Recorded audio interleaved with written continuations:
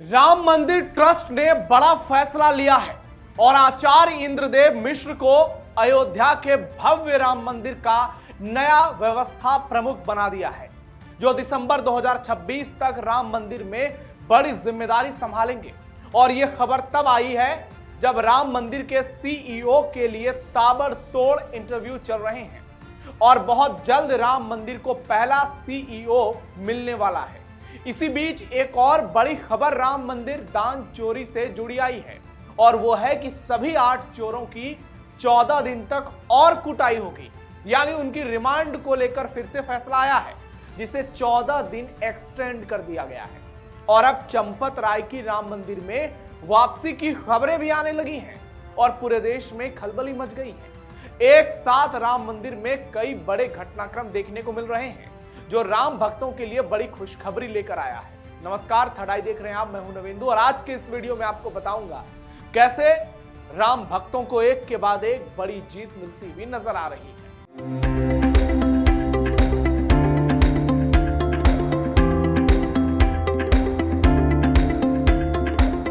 श्री राम जन्मभूमि तीर्थ क्षेत्र ट्रस्ट की ओर से राम वेद विद्यालय कार सेवकपुरम के प्रधानाचार्य आचार्य इंद्रदेव मिश्रा को राम मंदिर की व्यवस्था का प्रमुख बनाया गया है। वो इस पद पर दिसंबर 2026 तक अपनी सेवाएं देंगे और इस दौरान मंदिर में होने वाली पूजा, यज्ञ, वैदिक अनुष्ठान और धार्मिक समिति के निर्देशानुसार तमाम उत्सवों की व्यवस्था संभालेंगे। श्री राम जन्मभूमि तीर्थ क्षेत्र के अंतरिम महासचिव कृष्ण मोहन की ओर से एक पत्र जारी किया गया है। पत्र में बताया गया है कि आचार्य इंद्रदेव मिश्र लंबे समय तक वेद नारायण की सेवा कर रहे हैं। उन्होंने श्री राम जन्मभूमि तीर्थ क्षेत्र के वैदिक अनुष्ठानों की व्यवस्था में भी महत्वपूर्ण दायित्व निभाया है। आपको बता दें कि मंदिर संचालक एवं प्रबंधन का कार्य पहले ही नरपत डुकिया को दिया जा चुका है। ऐसे में आचार्य इंद्रदेव मिश्र उनके सहयोगी के तौर पर काम करेंगे। वर्तमान में इंद्रदेव राम वेद विद्यालय के प्रधानाचार्य का दायित्व संभाल रहे हैं। ऐसे में वो मंदिर की जिम्मेदारी विद्यालय के तय समय के बाद ही करेंगे। ये काम उन्हें अतिरिक्त दिया गया है। राम मंदिर में आचार्य इंद्रदेव की नियुक्ति बहुत ही अहम मानी जा रही है, क्योंकि राम मंदिर में प्रतिदिन पूजन के अलावा अलग अलग मौके पर यज्ञ और धार्मिक अनुष्ठान और बड़े बड़े उत्सवों का भी आयोजन किया जाता है। ऐसे में इन सभी व्यवस्थाओं को देखने के लिए एक ऐसे ही व्यक्ति की जरूरत थी जिसे वैदिक परंपराओं का ज्ञान हो। इस वजह से आचार्य इंद्रदेव को मिली ये एक्स्ट्रा वर्कलोड बहुत ही इंपॉर्टेंट मानी जा रही है। इससे मंदिर में संचालन और प्रबंधन के साथ साथ धार्मिक अनुष्ठानों की व्यवस्था भी बनी रहेगी, जिसके लिए अब एक व्यक्ति जिम्मेदार होगा। पहले गोपाल राव नागरकट्टे वगैरह जब थे तो उस पूरे चीजों को संभालते थे, लेकिन जब इस बार बवाल हुआ राम मंदिर चोरी को लेकर तो फिर इनको रफा दफा कर दिया गया। 14 दिन फिर बढ़ी आरोपियों की रिमांड। एक तरफ राम मंदिर में आचार्य इंद्रदेव को जिम्मेदारी मिली तो दूसरी तरफ चोरों पर हंटर जारी है। राम मंदिर के चढ़ावा चोरी मामले में 8 आरोपियों की न्यायिक हिरासत को 14 दिन के लिए और बढ़ा दिया गया है। बचाव पक्ष के एक अधिवक्ता ने यह जानकारी दी है। फैजाबाद की भ्रष्टाचार रोधी मामले की स्पेशल कोर्ट ने इस फैसले को सुनाया है और स्पेशल जज रजत वर्मा ने आरोपियों की हिरासत 24 अगस्त तक बढ़ाने का ऑर्डर दिया है। पुलिस पहले ही सभी 8 आरोपियों से हिरासत में लेकर पूछताछ कर चुकी है। ये आरोपी अविनाश शुक्ला, अनुकल्प मिश्रा, लवकुश मिश्रा, मनीष कुमार यादव, करुणेश पांडे, रमाशंकर मिश्रा, सुभाष श्रीवास्तव और रामशंकर यादव उर्फ टीनू है। बचाव पक्ष के वकील कुलशेखर सिंह ने बताया कि आरोपियों को जिला जेल से वीडियो कॉन्फ्रेंसिंग के जरिए कोर्ट में पेश किया गया और कोर्ट ने उनकी न्यायिक हिरासत 24 अगस्त तक बढ़ा दी। कोर्ट की कार्रवाई के दौरान बचाव पक्ष के वकील ने अपनी आपत्तियां दर्ज कराते हुए कहा कि आरोपियों के खिलाफ दर्ज एफआईआर सही नहीं है और उनके मुवक्किलों को गलत धाराओं के तहत झूठा फंसाया गया है। कुल मिलाकर सारी बातें अपनी जगह है, लेकिन राम मंदिर के चोरों की कुटाई जारी है और इनकी रिमांड बढ़ते जा रही है। जांच तेजी से आगे बढ़ रही है और अब बहुत जल्द कभी भी आपको बड़ी खबर मिल सकती है। इन चोरों पर कोई बड़ा फैसला आ सकता है, इंतजार कीजिए। सीईओ पद पर राम मंदिर ट्रस्ट का बड़ा फैसला। श्री राम जन्मभूमि तीर्थ क्षेत्र ट्रस्ट के मुख्य कार्यकारी अधिकारी यानी सीईओ पद के लिए 18 उम्मीदवारों को इंटरव्यू के लिए सेलेक्ट किया गया।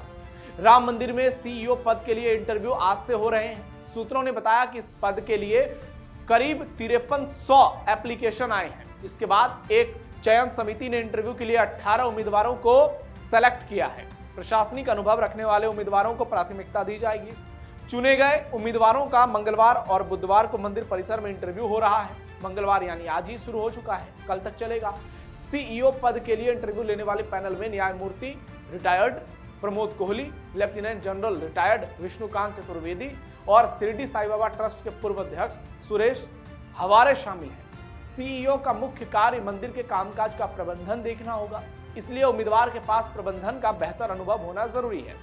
मंदिर से जुड़े सूत्रों ने बताया कि चुने गए उम्मीदवार का हिंदू होना और हिंदू धर्म की सभी परंपराओं और नियमों का पालन करना बेहद जरूरी है, जिसमें पूरी तरह शाकाहारी होना और शराब या नशे से दूर रहना शामिल है।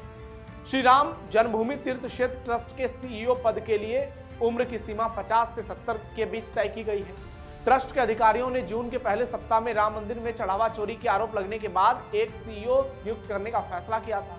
पिछले महीने ट्रस्ट को सीईओ पद के लिए करीब 5300 एप्लीकेशन मिले थे। एप्लीकेशन की जांच के बाद चयन समिति ने हाल ही में लगभग 55 उम्मीदवारों के साथ शुरुआती इंटरव्यू आयोजित किए थे। इनमें से 18 का फाइनलाइजेशन हुआ और इंटरव्यू के दौरान राम मंदिर जन्मभूमि ट्रस्ट के कुछ सदस्यों के भी मंदिर परिसर में उपस्थित रहने की बात सामने आई है।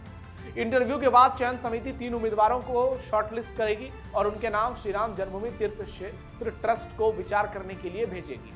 फाइनल राउंड में 18 अभ्यर्थी पहुंच रहे हैं। 11 और 12 अगस्त 2 दिन में सब कुछ क्लियर होना है। 5300 लोगों में चयन होना है और 2 सितंबर को ट्रस्ट की बैठक में अंतिम नाम पर मुहर लगेगी, यानी 2 सितंबर को राम मंदिर को उसका पहला सीईओ मिल सकता है। राम मंदिर में चंपत राय की वापसी पर बवाल। राम मंदिर चढ़ावा चोरी के आरोपों से घिरे चंपत राय एक बार फिर मंदिर ट्रस्ट के महासचिव बनने की रेस में है। चंपत ने 26 जून को महासचिव पद से इस्तीफा दिया था। 22 जुलाई को दिल्ली में विश्व हिंदू परिषद की राष्ट्रीय बैठक में उन्हें क्लीन चिट दे दी गई। इसके अगले ही दिन अयोध्या में उनके समर्थन में संतों ने बैठक की। मणिराम दास छावनी में हुई बैठक में कई प्रमुख संतों ने चंपत राय को बेदाग बताते हुए दोबारा महासचिव बनाने की मांग उठाई। ज्यादातर संतों ने इसका समर्थन भी किया। इसके बाद से चंपत राय रोज संतों के पास पहुंच रहे हैं। वो मंदिरों में पहुंचकर संतों महंतों से मुलाकात कर रहे हैं। राम मंदिर व्यवस्था को लेकर विचार विमर्श कर रहे हैं। खुद के प्रति विश्वास बढ़ाने की कोशिश में लगे हैं। राम वल्लभा कुंज के प्रमुख और राम मंदिर धार्मिक समिति के सदस्य स्वामी राजकुमार दास ने कहा है कि संत समाज की नजर में चंपत राय निर्दोष हैं। अगर सभी जांच में वो बेदाग साबित होते हैं तो उन्हें दोबारा महासचिव बनाया जाना स्वागत योग्य फैसला हो सकता है। इससे राम मंदिर की व्यवस्था और सनातन समाज के हित में काम होगा। अयोध्या के संत इसकी मांग भी कर रहे हैं। स्वामी राजकुमार दास ने कहा कि स्वर्गीय अशोक सिंघल के साथ और उनके बाद चंपत राय ने राम मंदिर आंदोलन और उनके निर्माण में काफी योगदान दिया है, इसलिए उन्हें सम्मान मिलना चाहिए। अयोध्या में चंपत राय के समर्थन में जुटे थे तमाम साधु संत और सबने एक स्वर में कहा कि चंपत राय निर्दोष है। बताया जा रहा है कि चंपत राय से जुड़े लोगों ने संतों को समर्थन देने के लिए प्रेरित किया।